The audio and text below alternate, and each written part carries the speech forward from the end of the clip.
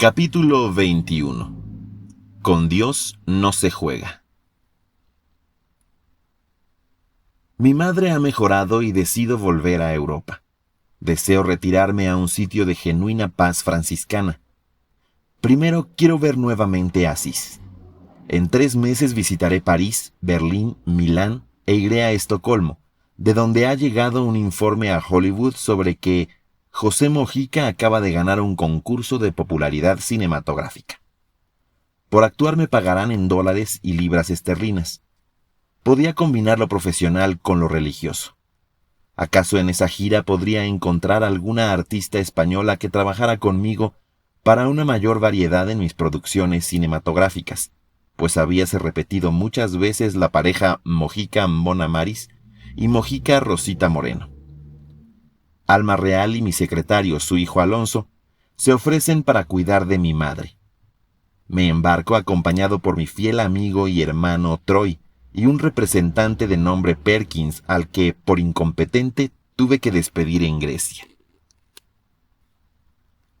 Cuando nos hallábamos en Berlín, donde canté en la Bechstanzsaal, varios conciertos muy aplaudidos por el público, pero reprobados por los críticos que no podían sufrir las canciones mexicanas que yo me empeñaba en divulgar por el mundo, ni soportar la poca o ninguna liberalidad del incompetente Perkins, de quien no recibieron el menor obsequio, nos ofrecieron contrato para una gira por Turquía, los Balcanes, Grecia, Egipto y Palestina. El deseo de visitar esos países nos hizo olvidar el plan de exigir los altos salarios de Estocolmo, y abandonamos Alemania entregada a una frenética adoración a Hitler y a la persecución de los judíos. Tomamos el expreso de Estambul para detenernos en Budapest. En estas ciudades me asombró mi popularidad. Las colonias de judíos españoles presentaban mis películas y no puedo olvidar la rara emoción que sentía al oír a los cargadores de maletas saludarme por mi nombre con la mayor familiaridad. Comprobaba yo, por primera vez, la tremenda fuerza de la propaganda cinematográfica. Tan conocido era yo en Estambul como en La Habana. En Sofía alcanzamos un éxito delirante en el concierto que, por falta de teatro de gran cupo, dimos en el arsenal del Palacio Real ante 8,000 personas. El público me sacó en hombros y creí haber ganado una fortuna. Cuando hicimos cuentas, los miles y miles de monedas búlgaras se convirtieron en $300. Pero eso no importaba. Bulgaria es un país encantador y quise recorrerlo en automóvil para entrar a Grecia por las Termópilas. Grecia, tantas veces soñada. No esperaba, como muchos turistas, encontrarme ahí con un sobrino de Pericles. Por mis estudios ya sabía yo los cambios raciales acontecidos en el viejo país. Pero la tierra es la misma y aún están las huellas de tanta grandeza pretérita, en Atenas, en Delfos, en el monte Parnaso, en Salamina, en Corinto. Descansamos varios días en el convento ortodoxo de Megaspilia, incrustado en las rocas. Los viejos monjes nos recibieron y trataron con toda caridad, aunque supieron que yo era católico. Mi permanencia en el monasterio de Megaspilia me hizo meditar en que debería hacer un retiro espiritual antes de confesarme y abstenerme de toda actividad profesional durante el tiempo de mis comuniones. No podía concebir que fuese llevadero el comulgar y actuar en el teatro. Mi piedad estaba mal enfocada. De Grecia volamos a Egipto. Alejandría me recibió cordialmente. Mi sueldo era en libras esterlinas. Después di conciertos en Cairo y Luxor, y naturalmente visité las pirámides y ruinas egipcias. Los viajes en trenes llenos de arena y con temperatura sofocante tenían su compensación en los paseos nocturnos, en barca, por el Nilo, y en las visitas a los museos y a las tumbas de los faraones. En Port Said actuamos y partimos para Jerusalén. Si ya estaba prendido a mi fe católica, mucho más se avivó esta con mi visita a los santos lugares, y especialmente a Belén, en cuya Basílica de la Natividad lloré al ver la gruta santísima del nacimiento de Cristo y lo mismo hice en el Santo Sepulcro. Visité otros lugares que poco frecuentan los católicos, las sinagogas y los campamentos árabes en el desierto de Transjordania. Una de las mejores lecciones que aprendí en Tierra Santa fue la bondad y fraternidad de los judíos, con quienes conviví, y la admirable hospitalidad musulmana. Esto amplió mi ya bien dispuesto corazón para amar de verdad a mis hermanos los hombres por encima de toda diferencia religiosa. Si hubiera yo podido entonces pisar los santos lugares con verdadera unción, como después lo hice, ya sacerdote franciscano.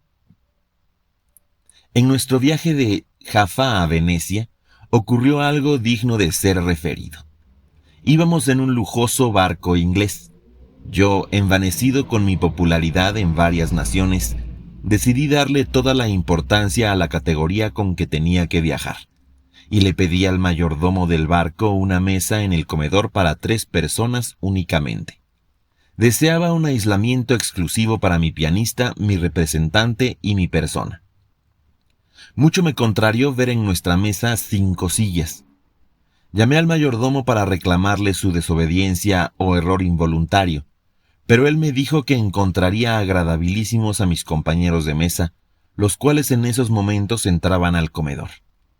Fui presentado a ellos. Eran una señorita y su padre. Ella nos dio un cortés bonsoir, que repitió el papá. La señorita tomó asiento a mi derecha. Vestía en todo distinto a la moda de 1933, que era el llevar las mujeres la falda a la rodilla o más arriba. Pelo corto, ningunas mangas y escote bajo, sobre todo en la noche. Esta joven llevaba traje largo de tafeta rosa, de mangas abullonadas y cuello cerrado. Su pelo era rubio, adornado con un moño bajo y 2 bucles que caían sobre el hombro y surgían de una cinta de seda que lo sujetaba. Todos la veíamos como algo diferente, extraño. Lucía bonita, pero como vestida para actuar en alguna comedia de fin de siglo. Miraba la carta y sonreía discretamente. Eran sus ojos grandes y azules de pestañas oscuras. Bonita pero rara criatura. Padre e hija eran de Beirut. El señor comerciaba en telas finas. Ella era hija única. Iban a Venecia y de ahí a Nueva York. Al terminar la cena ya no nos parecía raro el traje de la muchacha. A ella y a su padre les invité a tomar café y licores en un salón en donde una buena orquesta tocaba valses de Strauss. Ya instalados en una mesa, tomando por el brazo a la exótica joven, le dije: «Bailemos». No, gracias, no sé bailar», respondió turbada. «Yo la enseño», insistí, poniendo mi mano en su talle y llevándola al compás del vals. «De verdad no bailo, señor», me decía sonrojada. En efecto, no sabía bailar. Todos nos miraban curiosamente. Opté por invitarla a tomar el fresco en la baranda. «Usted debe estar sorprendido de que una señorita de mi edad no baile», me dijo, «pero he sido educada por monjas francesas y jamás he asistido a bailes. Este es mi primer viaje. Sé que no hay nada de malo en bailar, pero no nací para eso. Tengo vocación religiosa, deseo ser monja. Mi padre me trae consigo para que yo conozca el mundo y sobre todo los Estados Unidos, para ver si cambio de resolución». «Espero que no lo haga», le digo, «y la felicito por su vocación, que envidio». ¿No le parece locura? ¡Qué alegría oírlo de labios de un hombre de mundo! Dígame, ¿conoce usted la vida de Santa Teresita del Niño Jesús? Pues he visto estatuas de ella en los templos y le confieso que no me atrae. Desde el nombre me parece afectado. Prefiero a los grandes convertidos como San Agustín, San Pablo, San Ignacio de Loyola y por sobre todos a San Francisco de Asís. Teresita del Niño Jesús se me figura de caramelo, propia para niños, con esa sonrisa y sus flores. No me atrae. Pero aún no ha respondido a mi pregunta. ¿Ha leído ya su vida? No, aún no. ¿Quiere usted que yo se la lea? ¿Pero dónde y cuándo? Pues aquí mismo, mañana a las 10, ¿le parece? Pues sí, como usted mande. Al día siguiente, a la hora convenida, estaba yo en el deck. Había hecho colocar juntas 2 sillas. Más me atraía la cita con ella que la vida de la santa. La exótica señorita se presentó vestida de organdí verde claro, fichú de estambre gris y sombrero blanco de alas anchas con cintas de terciopelo verde oscuro. Me pareció una soprano en el segundo acto de la Traviata. Las gentes la veían y se codeaban. Su cabello era más dorado a la luz del sol. Estaba verdaderamente atractiva. Sin ningún preámbulo, como quien llega a cumplir un deber, tomó asiento y empezó la lectura. Su francés era más perfecto ahora, y lo que de sí misma dice Santa Teresita al hablar de su infancia, de sus aficiones y anhelos, me parecía que la joven lo decía de sí misma. Me interesó de verdad la narración, y cuando terminó uno de los primeros capítulos exclamé: «Muy hermoso». «Mire usted este grabado», me dice la joven. «Es Santa Teresita con su padre. Puede usted ver algo de su vestido. Le ha parecido extraño el mío, ¿verdad? Pues me inspiro en el de Teresita. Tanto la admiro que hasta en el vestir quiero ser como ella. Vea el peinado que ella lleva. ¿Verdad que el mío es semejante? Las gentes se ríen de mí, pero no me ofendo. Antes les agradezco que así me ayuden a practicar la humildad. De ese modo no pierdo tiempo en el viaje». Su revelación me sorprende y me hace ver con gran respeto a mi joven amiga que, sonriendo, prosigue la lectura. Durante el almuerzo hablamos de lo que nos sugiere el libro. Ella me explica que es más fácil hacernos como niños que tratar de remontarse a las cimas para caer de ellas. Un niño, explica, si cae, se levanta fácilmente. Por la tarde volvemos a nuestras sillas del deck. Ya los pasajeros nos suponen enamorados que leemos novelas románticas o páginas de poesía. Mi pianista Troy me hace bromas sobre mi afición a oír lecturas en francés con una muchacha rara. Pero ella y yo continuamos juntos hasta acabar el libro, precisamente frente a la isla de Chipre. En mi corazón se ha prendido el amor por Santa Teresita del Niño Jesús, que con el arrojo que da la confianza en la misericordia de Dios, poniéndose en el caso de tener en su conciencia todos los pecados que se pueden cometer, dijo: «Sé que toda esa multitud de ofensas se abismaría en un abrir y cerrar de ojos, como una gota de agua arrojada en un brasero ardiendo». Este y otros muchos pensamientos de la santa abren en mi vida un nuevo y bello horizonte. Me propongo afiliarme a su sencillo modo de filosofar, a ser como niño y vivir como tal. Me arrepiento de haber menospreciado a esta nueva luminaria de la Iglesia y deseo imitar a la joven libanesa que con tanta sencillez y humildad sigue los pasos de Teresita.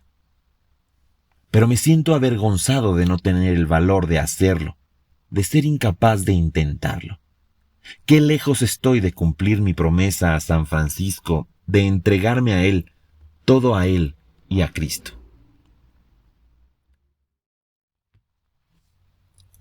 Alguien llama a la puerta de mi camarote mientras me afeito. Abro y encuentro a mi Teresita.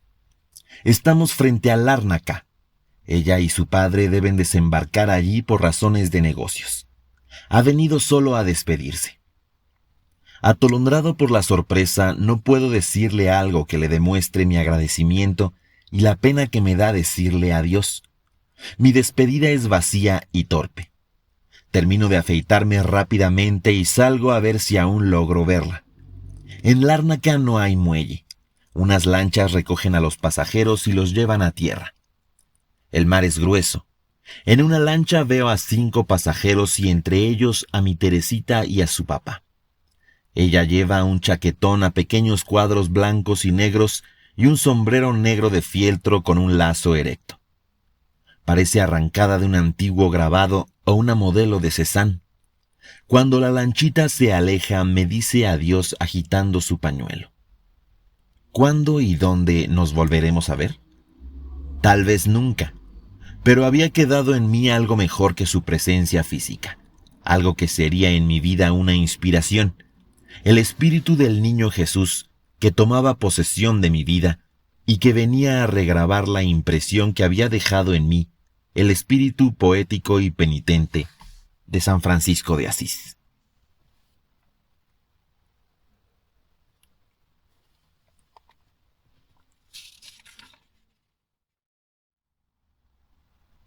Venecia, Trieste y Asís. Las redes se estrechan.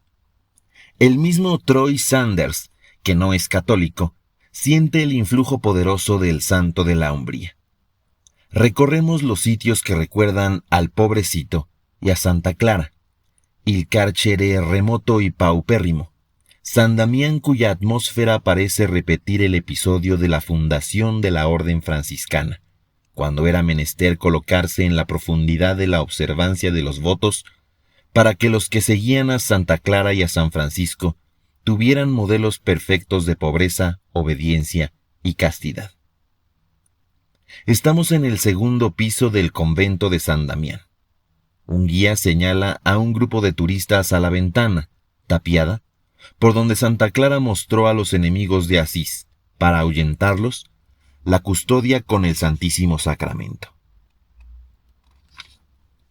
Cuando los turistas se marchan, permanezco en aquel sitio. Siento deseos de besar cada piedra y cada tabla. Miro el jardincillo de la terraza donde San Francisco tal vez cantó su himno a las criaturas. De espaldas al muro que cubre la ventana, veo todo con los ojos del cuerpo y del alma. Y siento como si dos brazos amorosos saliesen del muro y me estrechasen los hombros, atrayéndome hacia atrás. Es tan deliciosa la sensación que cierro los ojos y permanezco inmóvil. Nunca he vuelto a sentir nada semejante. ¿Qué había sido? No lo sé. He querido suponer que, sin nunca merecerlo, recibí un abrazo de Santa Clara.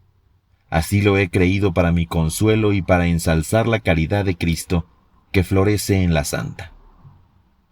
De aquel lugar salí con el cuerpo y el alma ligeros, para mirar el paisaje que domina la terracita santa, y con una orquesta mental mejor que la más famosa del mundo, oí repetir el himno de mi padre San Francisco.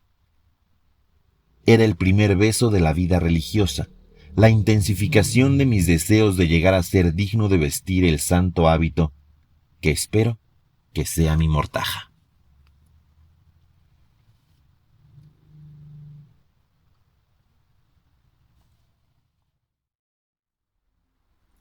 Desistí de buscar en España una nueva estrella para mis películas porque había empezado la convulsión republicana, y volví a Hollywood.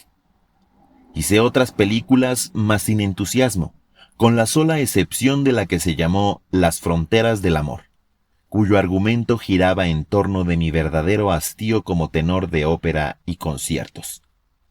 Mi joven amiga, la escritora Berenice Mason, captó mi estado de ánimo y Las fronteras del amor gustó mucho, como lo demuestra el que tiempo después haya filmado una película con el mismo tema, Lawrence Tibbett. Mi madre había mejorado notablemente. San Francisco cumplía su promesa. Yo no. Todavía me asustaba el tener que confesarme. Necesitaba por lo menos 10 días para meditar, recordar y pensar. Pero esos 10 días de recogimiento nunca llegaban. Iba a misa los domingos, veía comulgar a hombres jóvenes y viejos, y sentía pena de no ser como ellos. Mi madre parecía menos intranquila por mí. Mi tía Carlota, que había compartido con nosotros en México trabajos y pobrezas, vendría a California para acompañarnos. Iniciábase así el último periodo de nuestra vida en California. Una noche el padre franciscano Félix Podlovsky pernoctó en mi casa. Como no había recámara disponible, se le dispuso cama en la mía. Mientras yo tomaba un baño, él se puso en oración. Cuando entré a dormir lo encontré orando. Me acosté para no interrumpirlo. Como a las 12 de la noche desperté y el padre aún rezaba. Me dormí nuevamente. A las 5:30 de la mañana volví a despertar y el padre ya estaba vestido. Se había bañado sin hacer ruido y empezaba a rezar sus horas menores para irse luego a la iglesia de Santa Mónica a celebrar la misa de 6:30. Me vestí rápidamente para acompañarlo en su pequeño Ford. De regreso a casa, en donde nos esperaban para tomar el desayuno, le pregunté al padre cuántas horas dormía. 8 diariamente, me respondió. Pero no puede ser. Anoche le vi rezar muchas horas y hoy ha madrugado usted. Ah, mi querido José, me dijo, no por eso creas que no duermo 8 horas. La vida religiosa no es lo que la gente supone, vida de secretas y horribles penitencias, de trabajos forzados.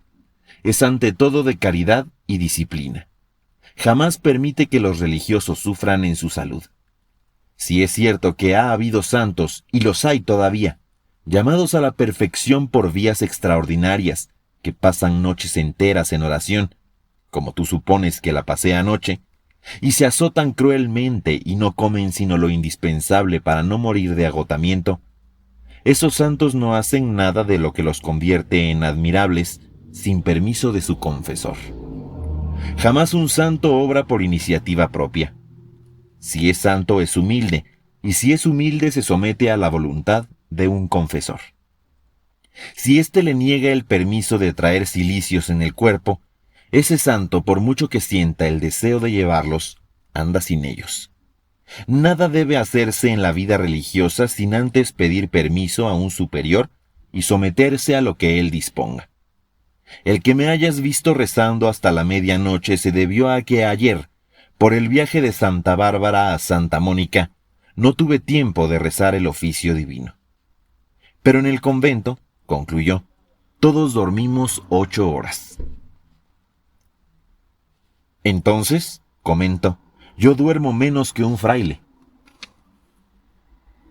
No tan solo, agregó, sino que haces mayores sacrificios que los frailes.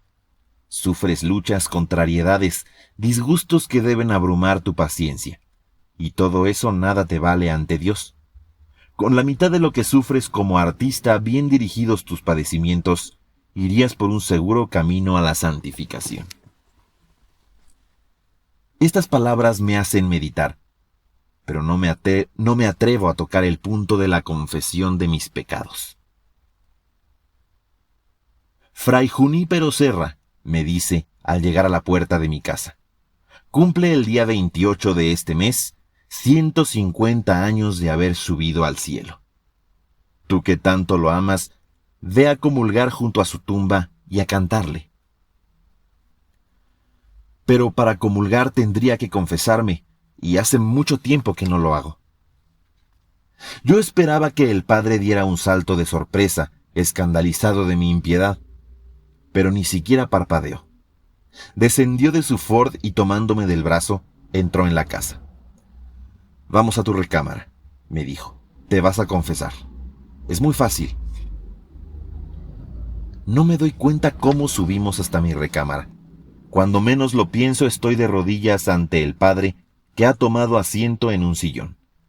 Trato de ordenar en lista mis pecados, cuando el padre me dice con voz suave y afable: para que hagas una buena confesión tienes ante todo que arrepentirte de haber ofendido al bondadosísimo Señor que te ha creado y colmado de dones y amor, y al mismo tiempo hacerte el firme propósito de nunca jamás ofenderlo. ¿Sientes ambas cosas? Sí, padre, respondo con toda mi alma. Pues bien, sus santos mandamientos son 10 y los de su santa iglesia 5. Los voy a enumerar uno a uno. Procura recordar cuántas veces aproximadamente al mes has tenido la costumbre de faltar a ellos, sin detenerte en hacer historia de cómo pecaste. Para obtener mayor asistencia divina, repite, sintiendo de todo corazón, lo que voy a decir.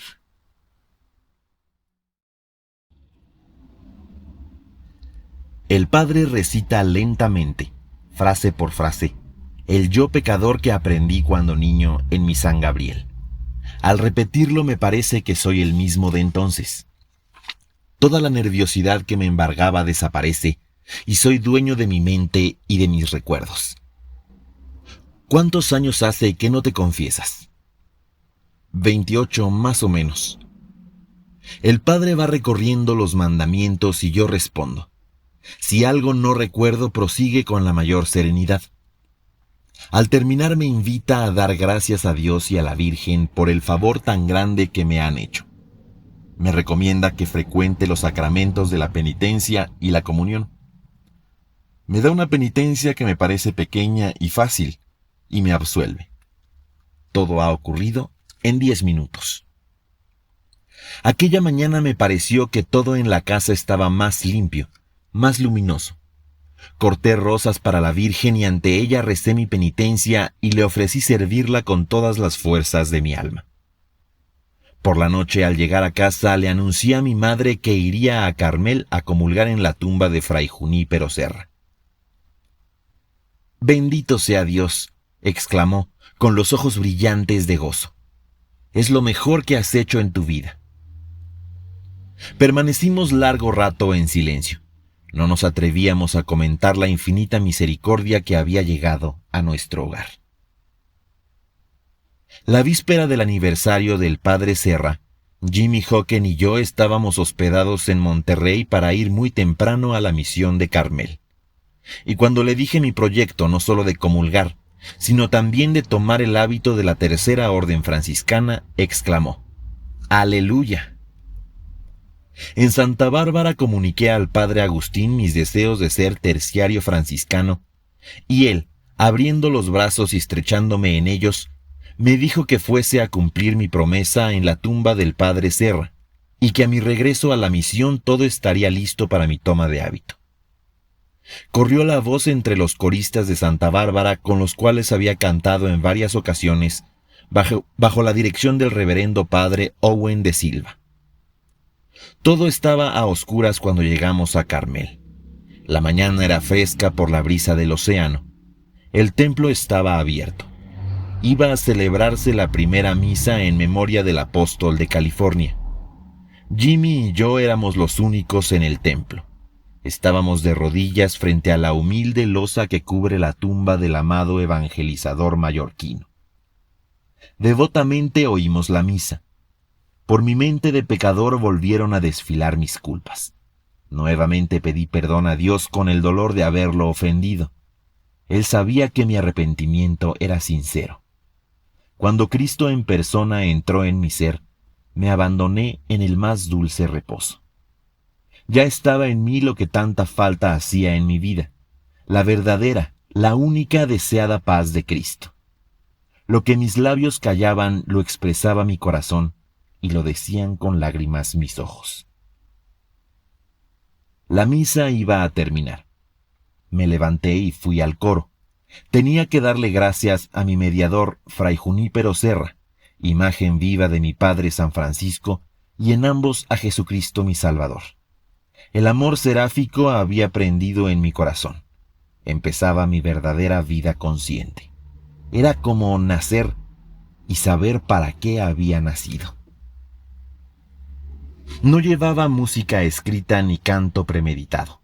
Solo quería cumplir mi ofrecimiento. Dejé libre la mente y la inspiración, y canté algo que nunca había aprendido, algo que improvisaba y que no era ni operático ni teatral. No recuerdo qué fue lo que canté, ni lo recordaré jamás, pero estoy seguro de que aquel fue el mejor canto de mi vida. Cuando salimos despuntaba el sol. Visitamos el convento de religiosas carmelitas, del cual era superiora la hermana de mi amigo Noel O'Sullivan, acaudalado artista que anhelaba, como yo, vida sencilla y santa.